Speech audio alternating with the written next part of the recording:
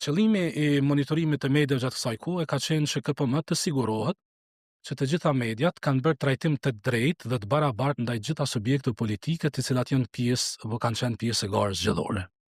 Të gjetrat e monitorimit kanë rezultuar që vazhdojmë me pas problemet njëjta, zgjedhje pas zgjedhje. Kemi mos identifikimin e duhur të spoteve politike, nuk identifikohen si duhet sipas kërkesave ligjore të kreut 8 dhe të rregullorëve të KPM-s.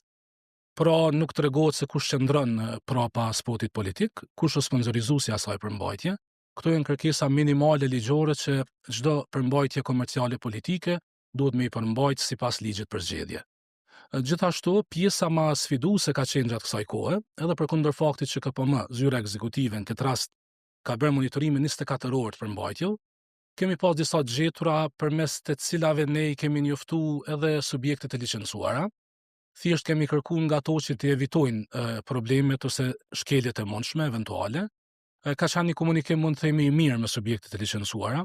Fatmirësisht nuk është që kemi pas shkelje serioze gjatë këtij procesi, që është diçka shumë pozitive.